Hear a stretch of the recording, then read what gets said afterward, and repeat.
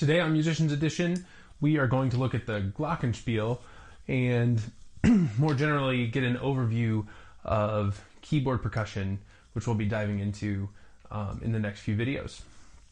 So we're starting with Glockenspiel for a few different reasons. One is that that's where the Essential Elements book starts. So we want to make sure that we can play the music that we have here and that it all lines up together. So we're going to start with this instrument. This is also known as bells, right? You'll hear those terms used interchangeably. Glockenspiel, bells, sometimes abbreviated as Glock. All of that just means this metal keyboard percussion instrument. Okay, there are other keyboard percussion instruments that you'll see. The one that's most closely related to the Glockenspiel is the xylophone, which is kind of the wooden version of this instrument. It tends to be a little bit bigger, but very similar in bar size and all that. It's just made out of wood instead of metal. We also have kind of commonly used the marimba, which is a larger wooden keyboard percussion instrument, and the vibraphone, which is a larger metal keyboard percussion instrument. And vibraphones are really cool because they use a pedal that works very similarly to the way the sustain pedal on a piano works. Okay, so that's how you can kind of tell the difference between those four main keyboard percussion instruments, which is Glockenspiel is the small metal one, vibraphone is the large metal one, xylophone is the smaller wooden one, marimba is the larger wooden one. Now there are also other keyboard percussion instruments that are a little less common, like chimes and crotales and things like that. We're not going to concern ourselves with those just yet, but mostly just the ones that you're going to see. And specifically the Glockenspiel here for a while because that's what is in your Essential Elements book. All right? So when we look at the Glockenspiel, you see that it's laid out exactly the same way a piano is, right? So the way that the notes are lined up and arranged exactly like a piano. Musicians Edition has a couple of really good videos on how to know where the notes are on the keyboard, as well as how to read those notes on the page and how those two things correspond to each other.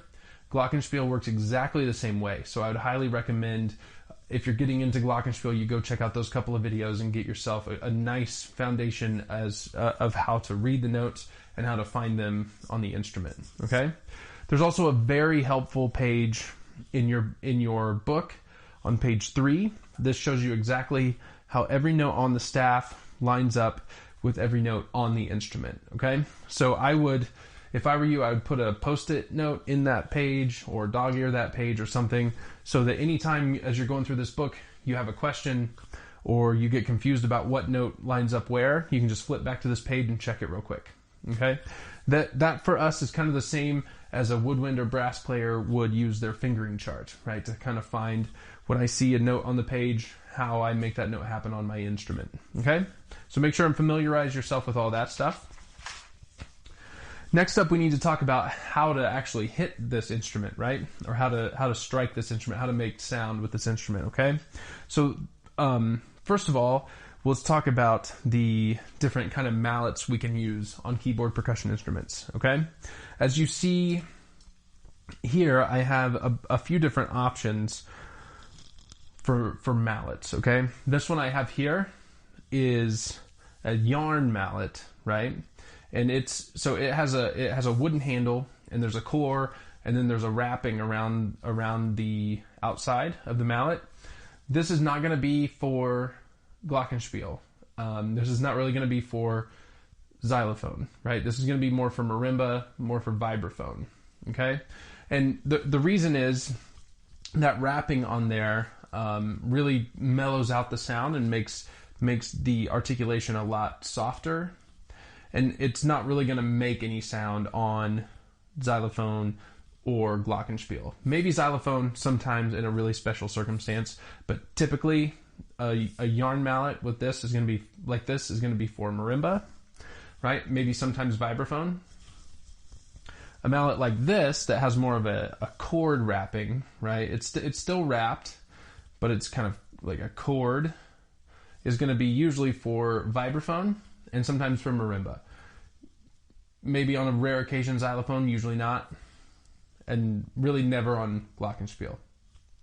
Now you can see that these two mallets are very, very similar to what we used for suspended cymbal. So it's important to know the difference between this type of mallet and the mallet that we're getting ready to talk about. Okay, so coming up here, this is a xylophone glockenspiel mallet. You can see if we compare it to this mallet, there's no covering on the outside, right? This mallet looks kind of sort of like this on the inside, but then it has the wrapping on top that mellows out the sound. This does not have that wrapping. It's just in this case, a softer plastic on the outside. So this is the kind of mallet you want to use when you play glockenspiel or xylophone. Okay? A couple different options for this as well. You see this one is pretty similar to the one I just showed you, although it's just much, much smaller. This is going to be for really, really light glockenspiel playing. You can see this one's kind of the other end of the spectrum in that it is a metal head on the mallet, right? This one's actually aluminum, and then a pretty thick handle.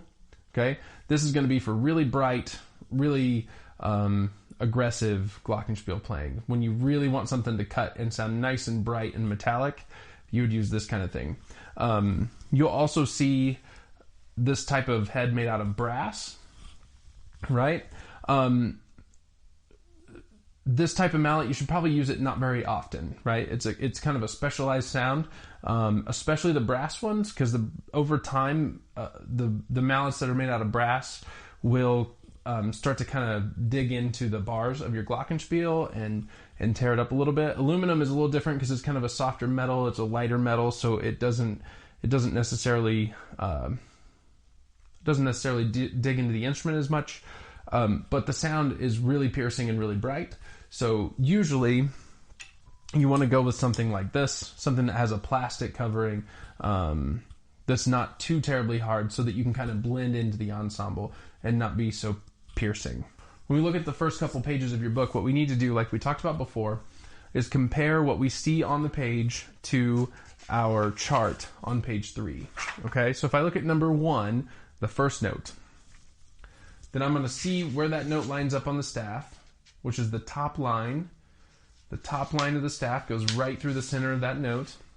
I'm going to flip back, find on my chart here, down at the bottom, where that note is that goes through the top of the staff, and I can see that is an F, right? My chart tells me at the bottom that is an F. And then I'm going to follow this, find it on the picture of the glockenspiel on the page, and I can see right there that note is here. Okay, so now I know where this F is. Okay, so I can play number 1, having found that, right? I can also play number 2, having found that note.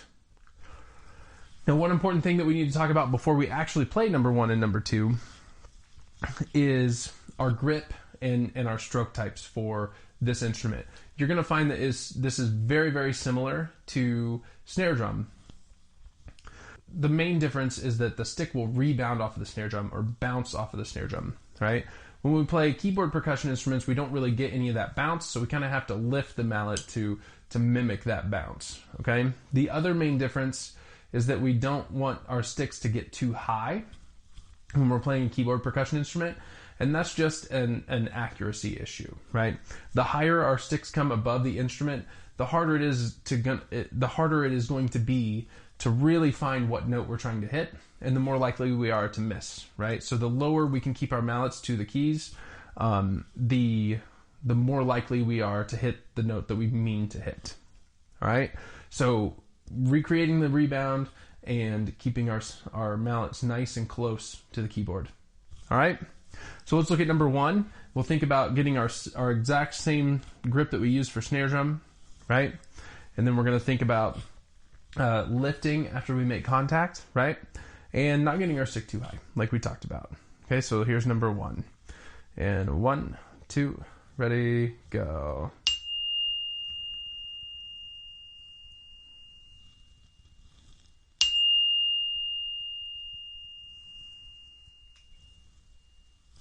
So those are the two notes in number 1, right? They're both Fs and they're both whole notes. All right. A couple of things to watch out for when you're playing this exercise is to make sure that you get the note to ring nice and clearly, right? Sometimes you might hear the sound get a little bit muffled, like that.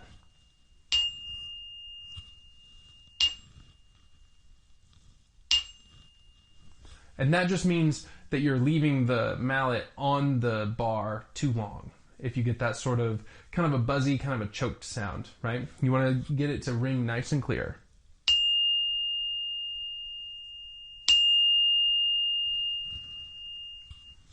Okay? And I've been using my right hand for both notes in number 1. It's not indicated there which hand to play the note with, so I've just been playing them both with my right hand. If we look at number 2, now it is indicated when we're supposed to play right hand and when we're supposed to play left hand, okay? So we're going to alternate right, left, left. And what we really want to watch out for as we play right, left, is that we're getting the exact same sound with both hands, okay? So let's try number 2. 1, 2, ready, go.